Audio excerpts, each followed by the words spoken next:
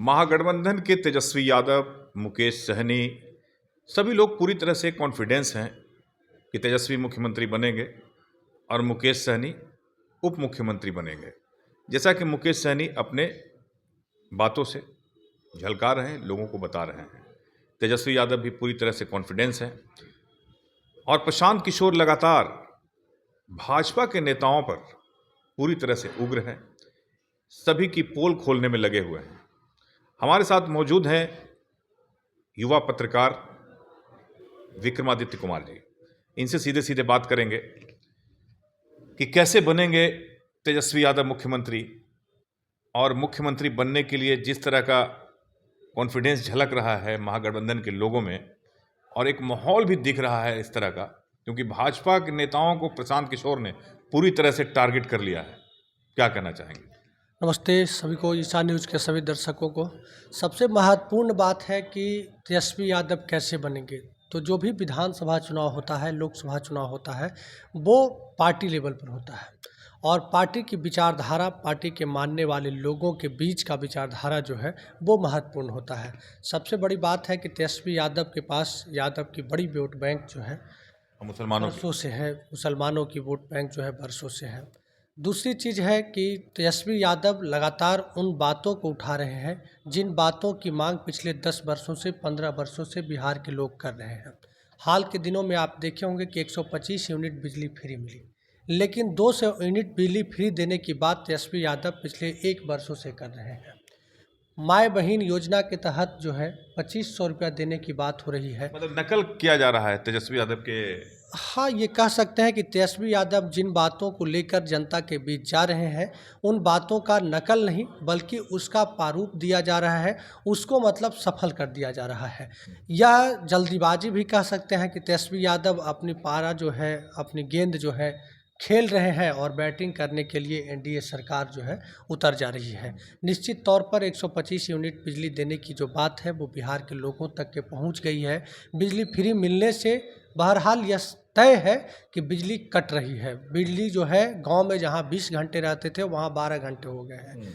अन्य जगहों पर, शहरों में जहां 22 घंटे 23 घंटे बिजली हुआ करता था, वहां 18 घंटा 17 घंटा हो गया। नहीं, वोट का ट्रांसफर कैसे होगा? जैसे कैसे तेजस्वी यादव पिछली बार चूक गए, इस बार तेजस्वी यादव जो पूरी तरह से कॉन्फिडेंस हैं, ये कॉन्फिडेंस कहाँ से आ रहा है? और प्रशांत किशोर लगातार भाजपा के नेताओं को टारगेट कर रहे हैं। आपने देखा कि दिलीप जायसवाल को टारगेट किया, अभी कह रहे हैं कि सम्राट चौधरी को टारगेट करेंगे, मंगल पांडे को टारगेट करेंगे। ये सब क्या चल रहा है? जैसे प्रशांत किशोर पर ही हम सबसे पहले बोल लेते हैं। प्रशांत किशोर वही काम कर रहे हैं जो विपक्ष में बैठे हुए हर नेता को करना चाहिए, हर पत्रकार को करना चाहिए। सत्ता में जो पार्टी है, जो व्यक्ति हैं, उनसे ही सवाल होना चाहिए। सवाल विपक्ष में बैठे लोगों से नहीं होनी चाहिए। प्रशांत किशोर की इस मामले में आइडियोलॉजी एकदम स्पष्ट है कि जो सत्ता में है, जो सत्ता का सुख भोग रहा है, जवाब उससे मांगना है। तेजस्वी यादव के एजुकेशन को छोड़कर बाकी किसी मामले में प्रशांत किशोर तेजस्वी यादव पर हमलावर नहीं दिखते हैं। प्रशांत किशोर का सवाल सत्ता में बैठे लोगों से है, और यह मतलब कहीं ना कहीं कहिए कि प्रशांत किशोर की छवि जो है वो एक मजबूत नेता के रूप में उभर रहा है। और आज के समय में बिहार के एक एक व्यक्ति प्रशांत किशोर को जानता है।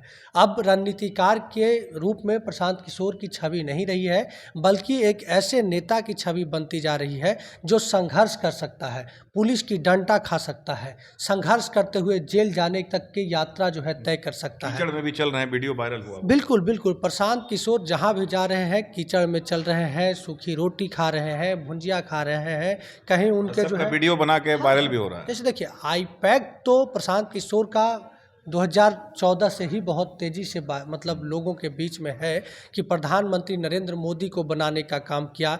बिहार में झांसे में नहीं आएंगे, नीतीश को जिताएंगे, ये तमाम नारे जो है थे। पश्चिम बंगाल में ममता बनर्जी के लिए जिस व्यक्ति ने काम किया, दिल्ली में अरविंद केजरीवाल के लिए जिस व्यक्ति ने काम किया, उत्तर प्रदेश में अखिलेश यादव, राहुल गांधी के लिए जिसने काम किया, निश्चित तौर पर उस व्यक्ति में क्षमता है। लेकिन प्रशांत किशोर के पास बस एक चीज़ नहीं है, वो जाति का समीकरण नहीं है। प्रशांत किशोर के पास आज जो जुड़ रहे हैं वो पैसे वाले लोग हैं, मजबूत लोग हैं, वही जुड़ रहे हैं। प्रशांत किशोर के साथ भी कोई कमज़ोर लोगों का जुड़ाव नहीं हो रहा किसका है। वोट बैंक प्रशांत किशोर से जुड़ रहा है, ये बताइए। देखिए, प्रशांत किशोर पर लगातार आरोप लगते रहे हैं कि वो एनडीए का बी टीम है, जबकि एनडीए के लोग कहते हैं कि तेजस्वी यादव के बी टीम है। लेकिन सच मामले में प्रशांत किशोर किसी का बी टीम नहीं है। प्रशांत किशोर खुद चाहते हैं कि हम सत्ता में आ जाएं, हमारी सरकार हो, प्रशांत किशोर की जो आइडियोलॉजी है उसे बिहार में उतारा जा सके। लेकिन इसका फ़ायदा होगा। प्रशांत किशोर 10, 20, 50 सीटों पर जीतने नहीं जा रहे हैं, लेकिन 10, 20, 50 सीटों पर हराने का काम वो करेंगे। आपको याद कितना सीट पर जीतेंगे?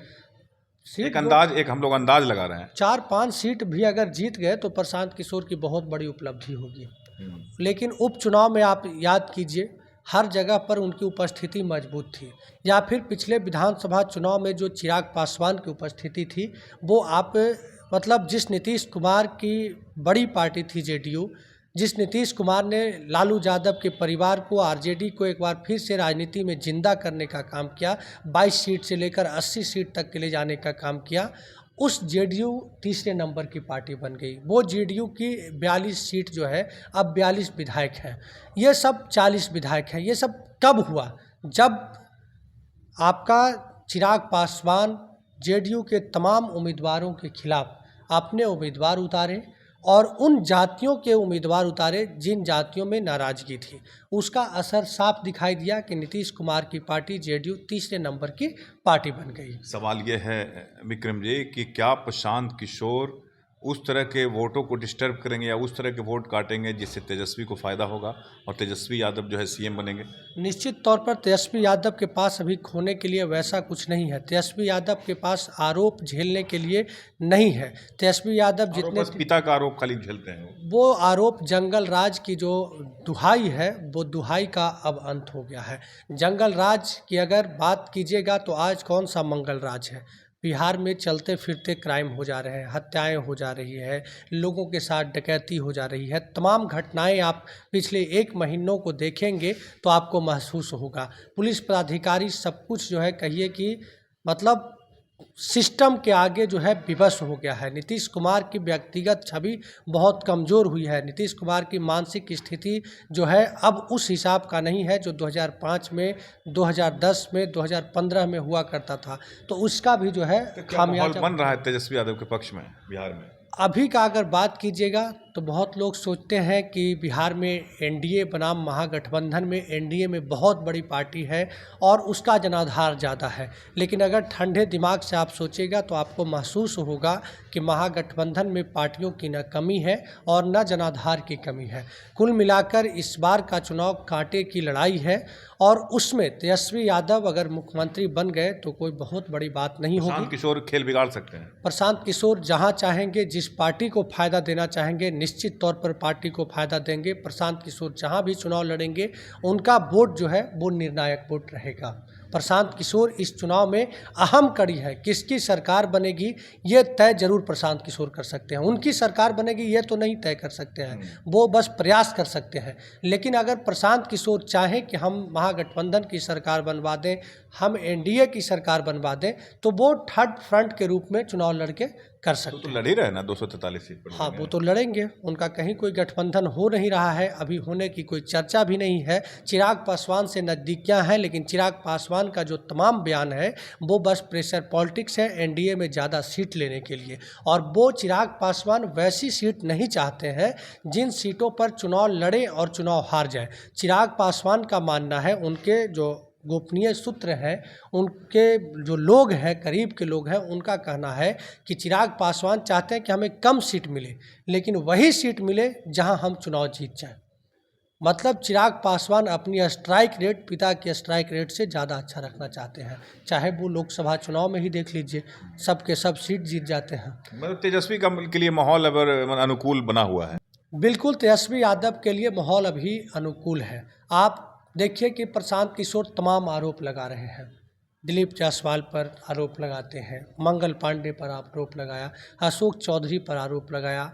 कल ही जो है एक मीडिया संस्थान के इंटरव्यू में सम्राट चौधरी से पूछा गया कि प्रशांत किशोर पर, तो उन्होंने कहा कि भाई, लेकिन उस पर तुरंत प्रतिक्रिया आ गया प्रशांत किशोर का कि भाई भाई हम नहीं लेते हैं, परिवारवाद की पार्टी नहीं है, क्योंकि सम्राट चौधरी परिवारवाद के ही उपज है। भले ही विधानसभा में बोले, सड़क पर बोले, ये सम्राट चौधरी जैसे मतलब उप मुख्यमंत्री का बयान शोभा नहीं देता है, जो खुद परिवारवाद से जन्मा हुआ व्यक्ति हो, जो जिसके पिता नीतीश कुमार को सबसे ज़्यादा गाली देने का काम किए हो, और वही सम्राट चौधरी अगर आज बयान देंगे तो प्रशांत किशोर तो सवाल पूछेंगे ना। और प्रशांत किशोर के पूछे गए सवालों का जवाब किसी के पास नहीं है। हम आपको एक व्यक्तिगत बात बताते हैं, पटना के जितने भी बड़े नेता हैं, मंत्री हैं, अगर उनसे आप सवाल पूछने जाइएगा, अगर आप इंटरव्यू के लिए बात करेंगे, तो वो आपको सीधा मना कर देंगे कि प्रशांत किशोर पर कुछ मत पूछिएगा। आपको ये बात आप जान लीजिए, अगर कहीं भी जाइएगा तो आप ये बात पहले कहीं पूछिएगा कि हम जरा एक सवाल दो सवाल जो है प्रशांत किशोर पर भी लेना चाहते हैं। इंटरव्यू उसी हिसाब से होते हैं, बातचीत पहले होता ही है।